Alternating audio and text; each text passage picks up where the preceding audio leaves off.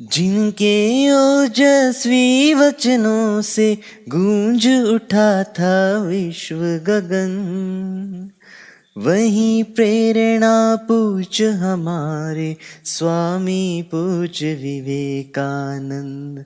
वही प्रेरणा पूज्य हमारे स्वामी पूज्य विवेकानंद। इथल्या नारायण आणि नारायणी तत्वाला माझा नमस्कार. कालच आपण बघितलं की स्वामी विवेकानंद आता अमेरिकेला जाण्याची जुळवाजुळव करतात आहे आणि ते आता मद्रासला आहेत. मद्रासला स्वामींचं ज्यांनी शिष्यत्व पत्करलं ते खेत्री संस्थानाने आपले दिवाण पाठवले की काही करा, अमेरिकेला जाण्याच्या आधी आम्हाला येऊन भेटा, आम्हाला आशीर्वाद द्या. आम्हाला पुत्ररत्न झाले आहे, आमचा वारस, त्याला आशीर्वाद द्या. महाराजा, तुम्ही जरूर या. हा निरोप इतका अगदी त्याच्यात इतकी आर्तता होती, इतका कारुण्यभाव होतं की स्वामींना तो आग्रह मोडला नाही. आणि मग स्वामींनी ठरवलं की आता खेत्री संस्थानाला जायचं. आणि मग तो एक जलसा असतो ना, एक खूप महोत्सव असतो राजाला जेव्हा वारसदार मिळतो तेव्हा. तर खूप मोठा महोत्सव त्यांनी त्याचा समारंभ आयोजित केला असतो आणि तिथे एक नृत्यांगना येऊन गीत सादर करणार असते. आणि स्वामींना ही गोष्ट सांगण्यात येते की एक कुठली तरी नृत्यांगना तिथे गीत सादर करेल, तुम्ही मात्र नक्की या. तर स्वामी म्हणतात, मी विरक्त संन्यासी, मी अशा प्रकारचं गाणं ऐकू शकत नाही. आणि ही बातमी त्या नृत्यांगनेपर्यंत जाते की स्वामीजी येणार होते, पण केवळ मी गाणं म्हणणार आहे म्हणून ते येणार नाही. आणि त्या दिवशी ती जे गाणं सादर करते त्याच्यातला तो स्वर, त्याच्यातलं ते दुःख, त्याच्यातला तिचा जो कारुण्य भाव, त्याच्यातली तिच्या मनात टोचणारी सल स्वामींच्या कानापर्यंत जाऊन हृदयापर्यंत पोचते आणि स्वामींच्या डोळ्यातून पाणी येतं. ते गाणं असतं, प्रभु मेरे अवगुण चितना धरो, समदरसी है नाम तिहारो, सोई पार करो. प्रभु मेरे अवगुण चित्त न धरो. तिचा तो भाव स्वामीजींच्या हृदयाला भिडतो आणि स्वामीजी तडक तिथून उठून त्या महोत्सवात येतात आणि म्हणतात, हे माते, मला क्षमा कर ग, तुला समजून घ्यायला मला मी योग्य नव्हतो ग, मला नाही कळलं, मला नाही समजलं आणि कुठेतरी माझ्याकडून भेदभाव झाला, मी तुझ्या अपराधी आहे ग, मला क्षमा कर. दोघांची डोळ्यातून पाणी येतं आणि स्वामी तिथे त्या माऊलीचं गाणं ऐकतात. असा हा जो प्रसंग आहे हा मला असं वाटलं की आपल्यापर्यंत जरूर पोचवावा. कारण छोट्या छोट्या गोष्टीतून आपल्याला स्वामी कळतात, त्यांचे हृदयाचे भाव कळतात की ते किती निर्मळ मनाचे होते. कुठे काही आपली चूक झाली तर माझी चूक झाली हे कबूल करण्यासाठी किती एक मोठा म्हणजे एक करेज लागतं. आणि ते करेज स्वामीजींमध्ये होतं. मग ती नृत्यांगना असो की आणखीन कोणी असो, हा भाव आपल्या मनातच यायला नको, हा भेदभाव आपण करू नये. आणि सर्वम खलविदम ब्रह्म अशी आपण म्हणतो ना, सगळं जर ब्रह्म आहे तर मग हा भाव मी का मनात ठेवावा. हा याचं स्वामीजींना कुठेतरी ही सल नक्कीच त्यांच्या हृदयात होती. हे भावपूर्ण गीत स्वामींनी ऐकलं आणि नंतर स्वामींनी जे हात जोडले त्याच्यामुळे सगळं तिथला जो परिवार होता त्यांना स्वामीजींचा एक नवीन परिचय झाला की स्वामीजी कसे आहेत, किती नम्र आहेत, किती सतसत विवेक बुद्धी जागृत ठेवून वागणारे आहेत आणि सगळ्यांना एका नजरेनं बघणारे आणि चूक झाली तर कबूल करणारे स्वामीजी. हे नवीन रूप स्वामीजींचं मद्रासच्या त्या महोत्सवात सगळ्यांनाच कळून आलं. नंतर खेत्री महाराजांनी एक मोठा समारंभ आयोजित केला होता आणि त्यांनी विनंती केली की स्वामीजी, आपण आता एक नवीन नाव इथे ग्रहण करा. आणि त्यांनी ती पदवी म्हणा किंवा तो सन्मान म्हणा, आपण त्याला सन्मानच म्हणूया. तर तो सन्मान स्वामीजींना दिला आणि त्यांचं नाव त्यांनी विवेकानंद हे ठेवलं की स्वामी, आता तुम्ही आजपासून विवेकानंद आहात. मला असं वाटलं की हा प्रसंग न सांगता एकदम आपण अमेरिकेच्या शिकागोला जायचं तर ते उचित ठरणार नाही. त्यांना नेमकं कोणी नाव विवेकानंद दिलं हे तर आपल्याला कळायला हवं ना. तर खेत्री संस्थानाने स्वामींना हे नाव दिलं होतं. आता स्वामींनी त्यांचा निरोप घेतला. ते जयपूर पर्यंत त्यांना पोचवायला आले होते आणि तिथून 11 फेब्रुवारीला स्वामीजी हैदराबादला पोचले. तारीख होती 11 फेब्रुवारी 1893. जवळपास हैदराबादला येणार एवढीच बातमी कळली आणि अगदी दुकानदारापासून सामान्य ग्राहकांपर्यंत सगळेजण स्वामीजी कसे आहेत, ते कसे दिसतात, ते किती सुंदर आहेत, ते कसे बघतात, ते कसे बोलतात, अशा अनेक गोष्टी अगदी कानाकोपऱ्यात पोचल्या होत्या आणि 500,000चा जो जलवा होता तो तिथे स्वामीजींचं स्वागत करायला आता अं, हैदराबादला पोचला होता. इथे कालीचरण चॅटर्जींकडे स्वामी उतरले होते आणि आपल्याला माहिती आहे की गोवलकोंडा फोर्ट वगैरे सगळं स्वामीजींनी बघितलं. 13 फेब्रुवारीला मेहबूब कॉलेजला त्यांचं भाषण होतं आणि त्या भाषणाचा विषय होता माय मिशन टू दी वेस्ट. सगळ्या विद्यार्थ्यांना ते भाषण खूप भावलं आणि आता तरुणाईमध्ये, कारण स्वामीजी 29च वर्षाचे होते ना, तर तरुणाईमध्ये स्वामीजींचं एक वेगळंच हे झालं की नाही, स्वामीजी ऐकले पाहिजे, स्वामीजींचं जे सांगतात तसं आपण अभ्यास केला पाहिजे. आणि स्वामीजींनी आता हजारो नव्हे लाखो लोकांना ते आता प्रेरित करीत होते. 15 फेब्रुवारीला त्यांना एक पुण्याची तार आली की आम्हाला तुम्हाला पुन्हा एकदा ऐकायचंय, पुन्हा एकदा भेटायचंय. कारण स्वामीजींची कीर्ती आता सगळ्यात दूर पोहोचली होती. पुणेकरांना वाटलं एकदा स्वामीजी शिकागोला जायच्या आधी त्यांना डोळा भरून बघून घ्यावं. आणि त्यांनी तेवढ्याच नम्रतेने पुणेकरांना नकार दिला की आता मी येऊ शकत नाही, मला आता जुळवाजुळव करून इथून निघायचंय. तर पुन्हा मी येईन असं त्यांनी जरी सांगितलं तरी 9 वर्ष पुढे निघून गेले, पण पुन्हा पुण्याला त्यांना येण्याची संधीच काळाने दिली नाही. नंतर मद्रासला पोचले आणि मद्रासला अलसिंगा पेरुमल आणि इतर जणांनी त्यांच्यासाठी 4,000 रुपये, त्या काळचे 4,000 रुपये, तुम्ही कल्पना करू शकता इतका पैसा, इतका जो निधी आहे तो जमा केला होता आणि त्यांना स्वामीजींना आता अमेरिकेच्या खर्चासाठी सुपूर्त करायचा होता. पुढे मुंबईकडे आता स्वामीजींना जायचं होतं आणि स्वामीजींनी अबू रोडवर थोडासा मुक्काम तिथे केला आणि तिथे त्यांना त्यांचे 2 मित्र भेटले. त्यांचं नाव एकाचं ब्रह्मानंद आणि दुसरं तुर्यानंद. ही भेट कितीतरी दिवसांनी, कितीतरी वर्षांनी झाली होती.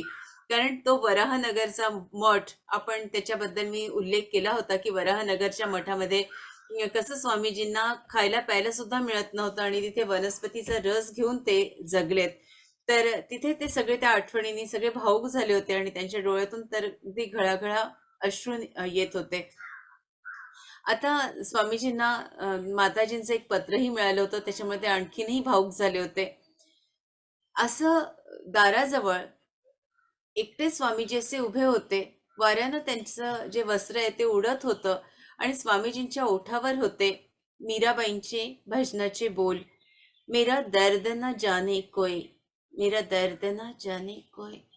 स्वामीजी जेव्हा गात होते तेव्हा त्यांचे जे बोल होते, त्या ओळी या दोन्ही बंधूंना कुठेतरी एक साथ घालत होते की स्वामीजींना खूप काही सांगायचंय, पण स्वामीजींनी ते दुःख, ते सल, ती वेदना आता गिळून टाकली आहे. स्वामीजी ती वेदना कुणालाच सांगत नाहीये आणि तो दर्द न जाने कोय, त्यांच्या आर पार स्वामीजींना काहीतरी व्यक्त व्हायचं एवढंच मात्र त्यांना कळत होतं. पण नेमकं काय, तो संवाद त्यांच्याशी होऊ शकला नाही. आता स्वामीजी मुंबईला पोचले आणि नंतर खेत्रींच्या महाराजांचे दिवाणही तिथे आले होते. त्यांनी स्वामीजींच्या भगवा रंगाचा जो पोशाख आहे, खूप मोठा असा तो फ्रॉक घातलेला असतो, तो फ्रॉक, त्यांचं उपरणं, त्यांचा फेटा असं खूप सुंदर, त्यांच्या वाहनांपासून सगळं काही स्वामीजींना सुपूर्त केलं.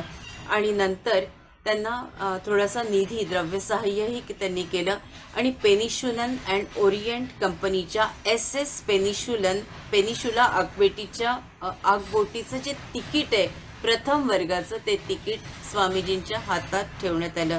ती तारीख होती 31 मे 1893ची. स्वामी विवेकानंद आता आगबोटीत बसणार होते आणि स्वामीजी मातृभूमीला वंदन करून कसे चढले असतील, त्यांच्या डोळ्यात पाणी आलं असेल. अनेक देशभक्तांची हाक त्यांच्यापर्यंत पोचत होती, अनेकांचं प्रेम त्यांना कळत होतं आणि प्रत्येकाचे हात आता हलत होते. प्रत्येक जण स्वामीजींना निरोप देत होते. स्वामीजी खूप काहीतरी करणार होते. प्रत्येकालाच खूप आशा होती स्वामीजींकडून, अपेक्षा होती. आणि स्वामीजी म्हणजे आपलं हृदय जेव्हा आपल्यापासून दूर जातं तेव्हाचा जो क्षण असतो, ते सगळे, तो अमाप समुदाय, तिथे सगळ्यांना स्वामीजी हात दाखवत होते आणि स्वामीजी आता आगपोटीत बसले. थोड्याच अवधीत त्यांना त्या बोटीच्या प्रवासाशी स्वतःला एकरूप करून घ्यावं लागलं, कारण कधी सवयच नव्हती प्रवासाला जाऊन आपलं ती बॅग बरोबर आहे की नाही, आपलं सामान बरोबर आहे की नाही हे बघण्याचे. सामान होतंच काय, एक छोटीशी बॅग तर त्यांच्याजवळ होती आणि थोडीशी पुस्तकं. स्वामी आता ती बोट पुढे पुढे जात होती. कोलंबोला हिनयान बौद्धांचं मठ त्यांनी त्या आगबोटीतूनच बघितले. ते पाण्याचं जे तुषार उडतात, लाटा खवळतात, ते सगळं सौंदर्य स्वामी बघत होते. दुरून मठ बघत होते. सिंगापूरला जाताना मलाया बेटावरील जी चाचेगिरी आहे ती सुद्धा त्यांच्या डोळ्यांनी टिपली आणि ते चाचे कसे होते त्यांचा इतिहास सुद्धा त्यांनी आपल्या डायरीत लिहिलेला आहे. हाँगकाँग बंदरामध्ये नावाड्यांबरोबर त्यांच्या बायका कशा सोबत असतात आणि त्या नावाड्यांचे संसार सुद्धा कसे आगबोटीत असतात. त्याच्याबरोबर हेलकावे खात ते लोक कसे प्रवास करतात. म्हणजे माणूस तर काम करतोच, पण बाई सुद्धा सुकाणू हातात घेऊन त्या चिनी बायका कशा त्या नाव आपली बलवतात याचे सुद्धा सुंदर वर्णन स्वामीजींनी केलंय. आणि स्वामीजींनी लिहिलंय की त्यांची लहान लहान लेकरं त्या अशा पाठीमागे बांधतात आणि सुकाणूंनी ती नाव अशी बलवत असतात. ते लेकरं इतके छोटे असतात, ते आपले बिचारे बघत असतात, त्यांना कुठलाच काही फरक पडत नाही की काय होत आहे काय नाही. ह्याच्याकडे त्या मुलांचं वर्णन स्वामीजींनी इतकं सुंदर केलंय की त्यांची आई एका नावेतून दुसऱ्या नावेत जेव्हा दुसरी नाव येते तेव्हा टुणकन उडी मारते, पण खूप रिस्क ती घेत असते. मोठे मोठे सामान ती उचलत असते. थोडस जरी इकडचं तिकडचं हल्लं तरी त्या लेकराला लागण्याची सुद्धा शक्यता असते. एक तांदळाच्या भाकरीचा तुकडा तिनं आपल्या लेकराच्या हातात दिला असतो आणि ते बिचार लेकरू ते तांदळाची भाकरी चोखत असतं आणि ती माय आपले काम करत असते, वल्हत असते, किती कष्टाचं काम करत असते. स्वामीजी पुढे म्हणतात आहे की आपली मुलं पालथी सुद्धा पडत नाही, रांगत सुद्धा नाही, तेव्हा ती मुलं कामाला आलेली असतात आपल्या आईच्या बरोबर. कल्पना करा तुम्ही, किती बेकारी, किती दारिद्र्य, किती भीषणता. आणि त्या माऊलीला ती पोरं मोठी सुद्धा करता येत नाही हो, की तिला काम करणं भाग पडतं केवळ परिस्थितीमुळे. स्वामीजी म्हणतात की त्यांच्या धांदल धावपळीत त्या मुलांना कुठलंच कुतूहल नसतं, त्या लेकरांचं कुठे लक्षही नसतं. आईनं दिलेल्या तांदळाची भाकरी ते आपली सगळत असतात. आणि पुढचं वाक्य खूप महत्वाचं आहे की चीनी मुलं म्हणजे छोटा तत्वज्ञच असतात, फिलॉसॉफर असतात. किती मोठं वाक्य. एका स्वामीजींच्या वाक्यातून स्वामीजींनी केवढी मोठी गोष्ट आपल्याला सांगितली आहे की ते तत्वज्ञ असतात. ज्या वयात आपले भारतीय मूल रांगू शकत नाही त्या वयात ते चुपचाप आपल्या कामाच्या ठिकाणी जात असते. आपल्या कमालीच्या दारिद्र्यामुळे त्यानं गरजेचे तत्वज्ञान चांगलेच पचवलेले असते. स्वामीजींच्या सोळी आपल्यापर्यंत पोचवल्या आणि मला ते जाणवलं की आपण आपल्या मुलांना अगदी आपल्या घरातल्या बाळंतिणीला सुद्धा किती जपतो. बाई कानात बोळे घाल ग, बाहेर जाऊ नको ग, काळजी घे ग, पोराला बाधेल ग, नमकं टमकं किती तिची काळजी घेतो. त्या लहान लहान लेकराचं किती आपण त्यांना जपतो. आपली मुलं मोठी जरी झाली तरी बाबा थंडी वाजेल, हे होईल ते होईल, आणि ती मुलं तर बिचारी कशी घडतात. ते स्वामीजींनी त्याचं जे वर्णन केलंय ते आपल्यापर्यंत, मला मोह तो टळला नाही. म्हटलं अमेरिकेत जाण्याच्या ऐवजी थोडस जरी हे वर्णन आपल्यापर्यंत जरूर पोचवावं की काय संघर्ष लोक करतात आणि काय संघर्षातून जीवन जगतात.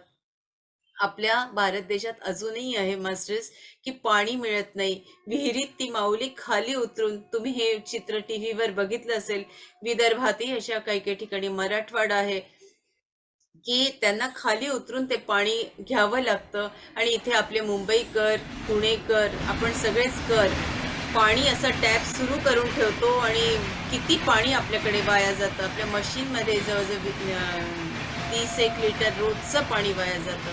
तर हे पाणी खरंच आपणच त्याची काळजी घ्यायला पाहिजे ना, आपणच त्याला जपायला पाहिजे. अशा अनेक गोष्टी आपल्या घरात वाया जातात, त्या आपण आता हळूहळू थांबवायला पाहिजे. भीषण दारिद्र्य आहे, अशी परिस्थिती आहे, त्या मातेला किती संघर्ष करावा लागतो.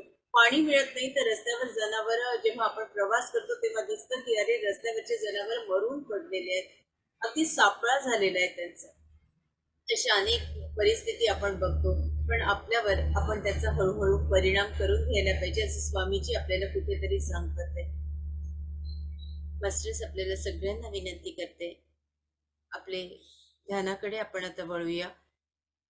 नवीन मंडळींना सांगते की 21 दिवस जर आपण आता आज जॉईन झाले असेल तर अनेक मंडळींना असं वाटतं की मी एक दिवस केलं, मी आता पुढे येणार नाही, मला ते जमणार नाही. असा विचार न करता मला हे जमतंय, मला सगळं समजतंय, मला येतंय, हा भाव ठेवा.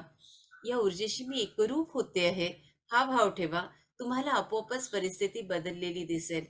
सगळ्याच बाबतीत परिस्थिती बदलते.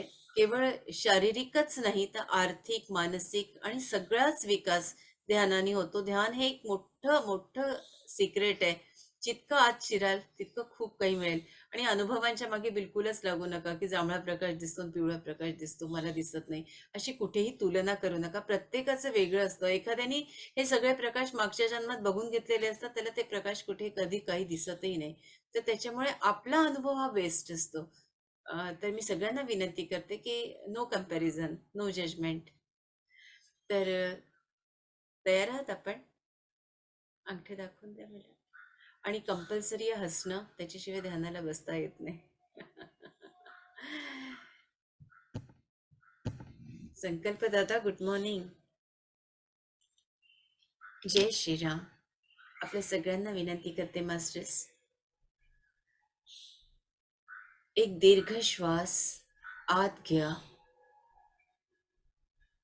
ब्रह्मांडाची सगळी ऊर्जा आपल्या डोक्याच्या मध्यभागातून म्हणजेच ब्रह्मरंध्रातून आत जाते.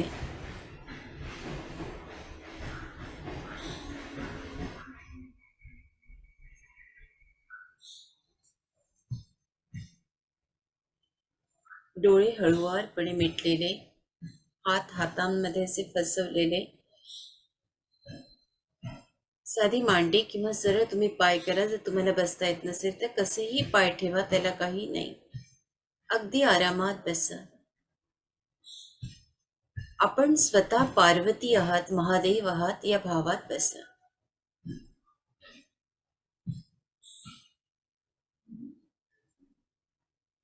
हळुवारपणे ब्रह्मांडाच्या ऊर्जेशी एकरूप व्हा. ही ऊर्जा श्वासाद्वारे आणि आपल्या ब्रह्मरंध्रामधून संपूर्ण शरीरात पसरलेली आहे.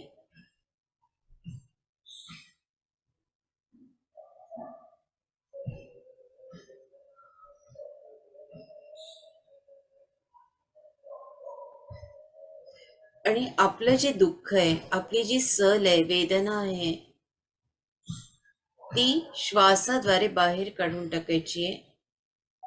श्वास बाहेर,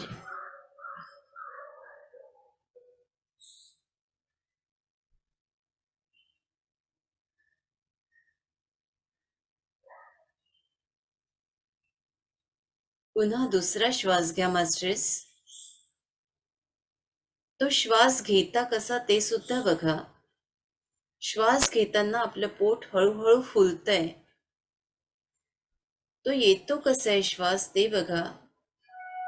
आणि श्वास हा आपल्याला पोटापर्यंत घेऊन जायचंय, मणिपूर चक्रापर्यंत.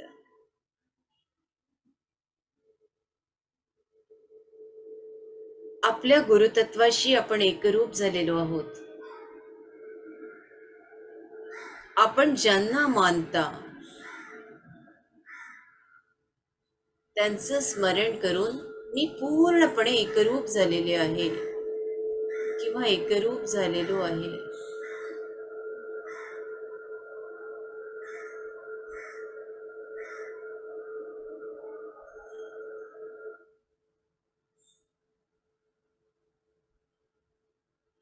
माझ्याकडून कळत नकळत काही जर अपराध झाला असेल, चूक झाली असेल तर ती कायमची.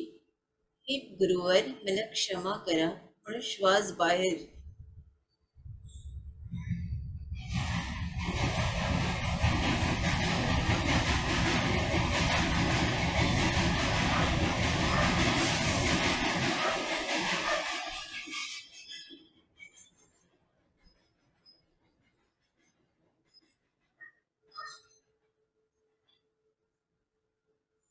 पुन्हा श्वास आत घ्या मास्टर्स. तिसरा श्वास घ्या आणि आपल्या कुलदेवतेशी एकरूप व्हा. किंवा आपल्याला आपलं कुलदैवत माहिती नसेल तर आपण ज्या परमेश्वराला मानता त्याच्याशी एकरूप व्हा.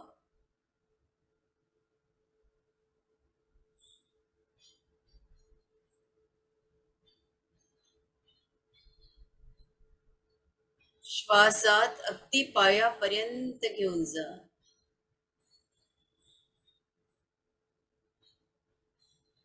आणि पायापासून जी काही निगेटिव्हिटी आहे, जी काही दुःख आहे, जी वेदना आहे, बघा मास्टर्स, आपले पावलं बघा, आपले गुडघे बघा, हळूहळू नजर वर आणा.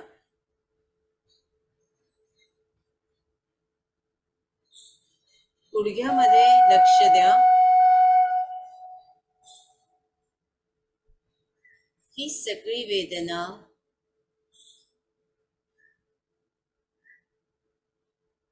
शरीरात बघा, कानाकोपऱ्यात, मूलाधारापासून म्हणजे उत्सर्जनाच्या जागेपासून नजर वर वर आणा. आपल्या मणिपूर म्हणजे पोटापर्यंत,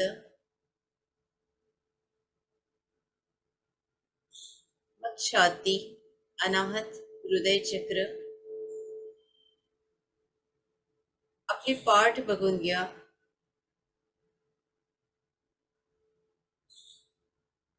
मान, डोकं, श्वास बाहेर. या क्षणी आपण एकदम शांत झालात मास्टर्स, एकदम शांत.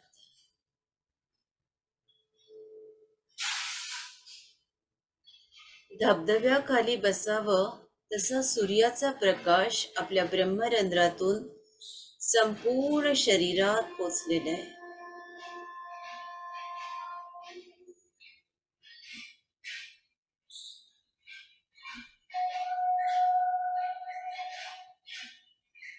फील करा मास्टर्स.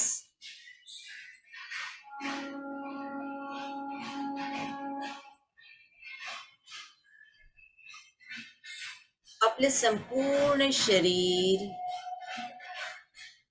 शांत झालंय.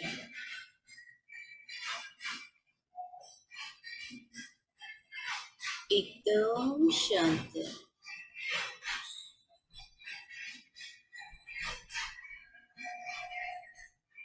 आपलं आभा मंडळ, ऑरा,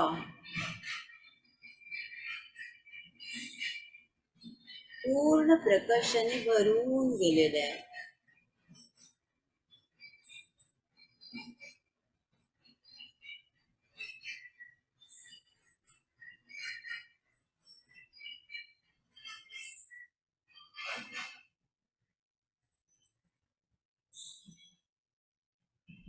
प्रकाशाची सारी किरणं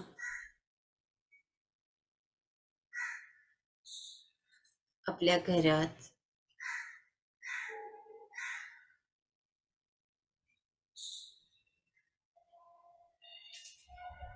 आपण पूर्णपणे या ऊर्जेशी एकरूप झालेला आहात.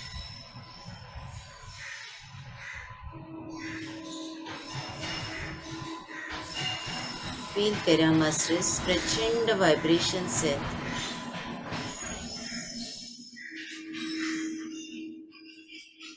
एकदम शांत.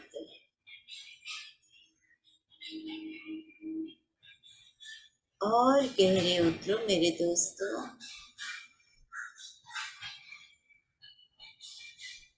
और गहरे,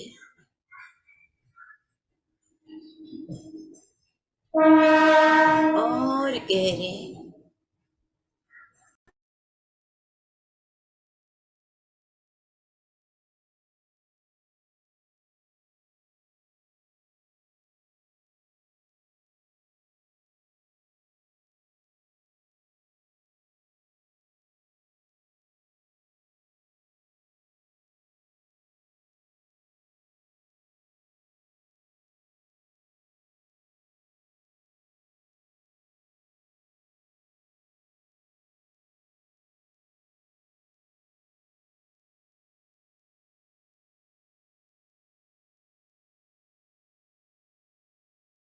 सारेगामा कारवां।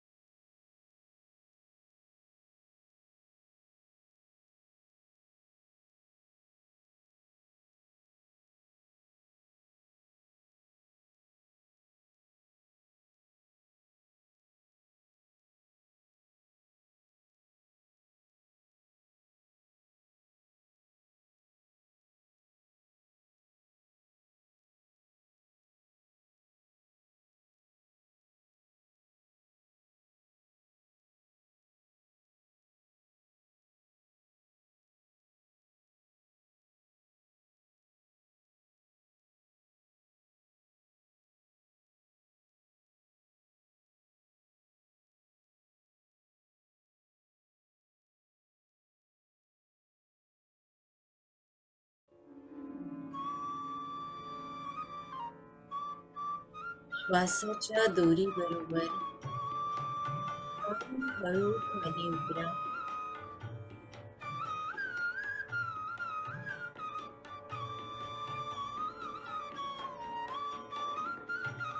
संपूर्ण प्रकाश मिळून एक एक पायरी खाली.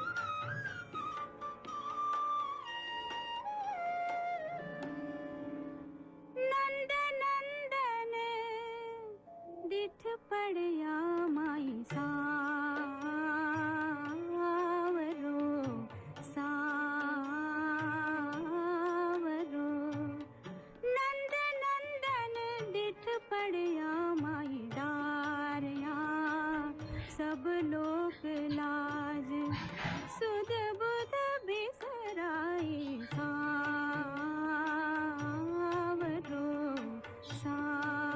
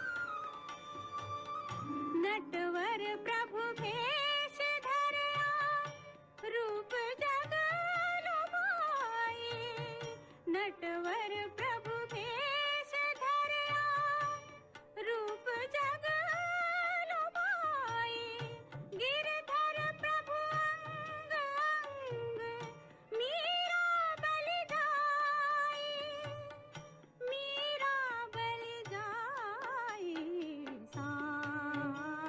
सावरो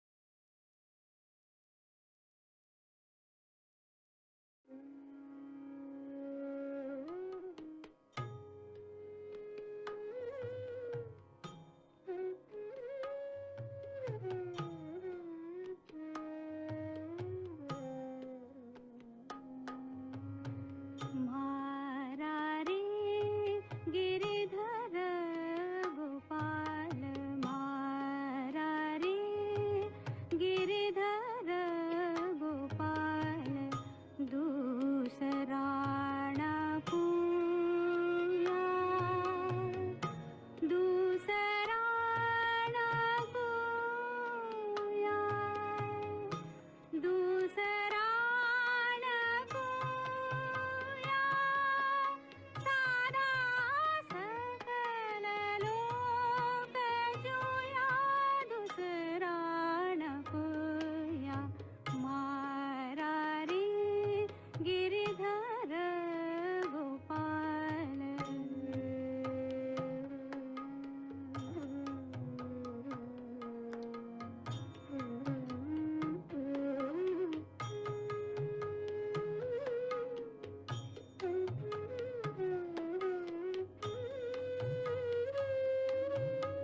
भाया छाड्या बंधा छाड्या, छाड्या सगा गोया, भाया छाड्या बंधा छाड्या, छाड्या सगा गोया, साधु संग बैठ बैठ, साधु संग बैठ बैठ, लोक लाज कोया, मारा रे गिरिधर गोपाल दूसरा न पूया, मारा रे गिरिधर गोपाल।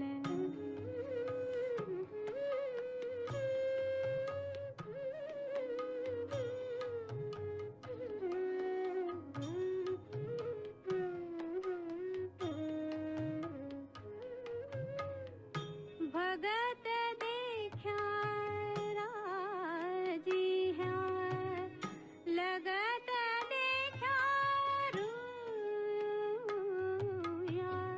भगत देखा राजी है, लगत देखा रूया, दूध मथ घृत काढ़ लया, डार दया छूया, डार दया छूया, डार दया छूया, मारा रे गिरिधर गोपाल दूसरा न पूया, मारा रे गिरिधर गोपाल।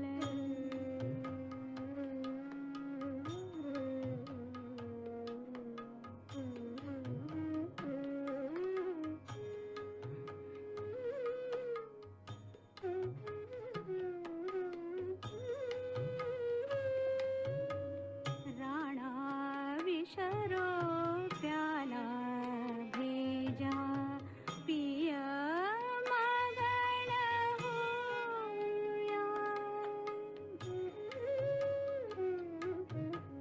राणा विशरो प्याला भेजा, पिय मगन होया, मीरा रे लगन लग्या, होड़ हो जो होया, मारा रे गिरिधर गोपाल दूसरा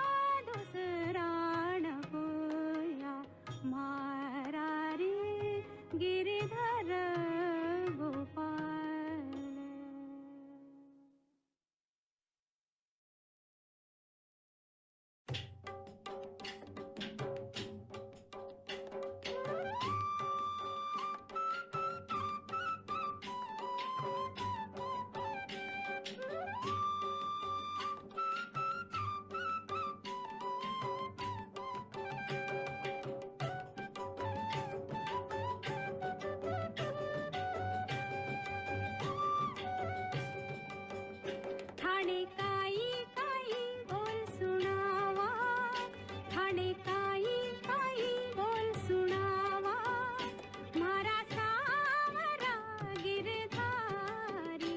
ठाणे काई काई बोल सुनावा, मारा सावरा गिरधारी.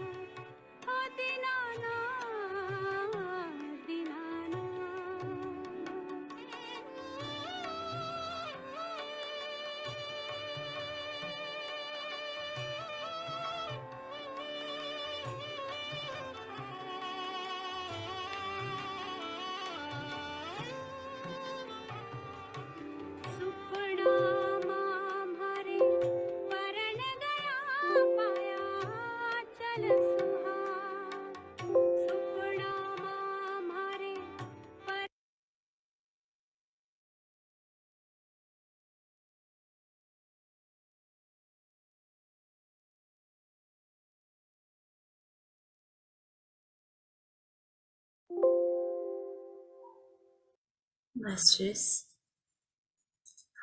आज एक वेगळी अनुभूती आपण घेतली आहे आणि खूप गहऱ्या ध्यानात आहात. आपण प्रकाशाशी पूर्ण एकरूप झालेला आहात. हा संपूर्ण प्रकाश आपल्या शरीरात स्थिर झालेला आहे.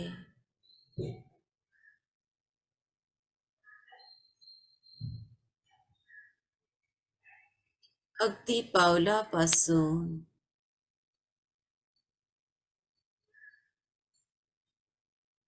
आपले दोन्ही पाय, मूलाधार, स्वाधिष्ठान, मणिपूर, हृदय चक्र, दोन्ही खांदे, हात बोटांपर्यंत, स्पायनल कॉर्ड, आपली मान म्हणजे विशुद्ध चक्र, आज्ञा आणि सहस्रार. डोक्यावर पाऊस पडावा तसा हा प्रकाश आहे.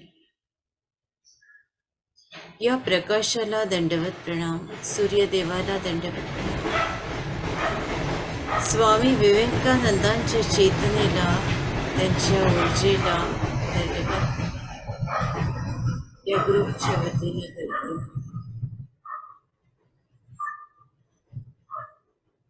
मास्टर्स, फील करा ही संपूर्ण ऊर्जा आपल्या शरीरात स्थिर झालेली आहे.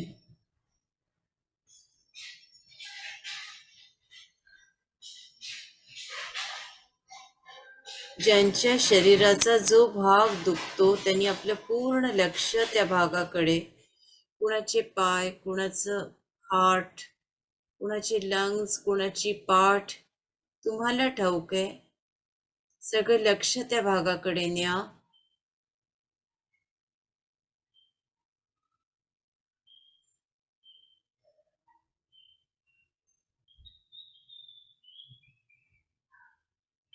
कोणाच्या पाठीतून कळ येते तर कोणाच्या गुडघ्यातून.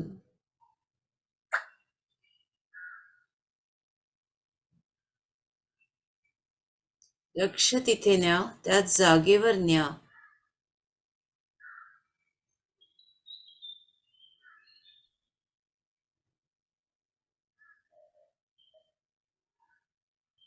आणि आपल्या मनाच्या डोळ्यांनी ती जागा बघा.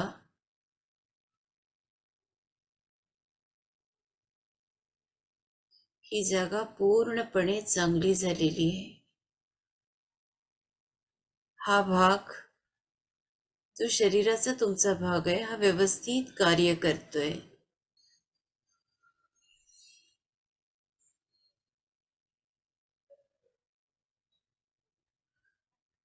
इथली जी काही नकारात्मकता आहे ती निघून गेलेली आहे.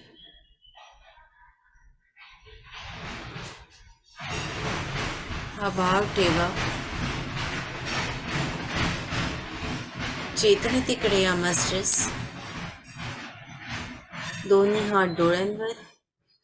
5 4 3 2 1 0. आपले डोळे हळूवार उघडा. या विश्वाला आशीर्वाद द्या.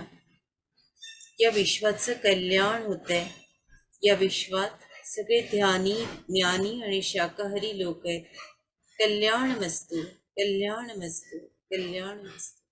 तथास्तु, तथास्तु, तथास्तु. धन्यवाद. नमस्कार. आपला दिवस आनंदात जाओ.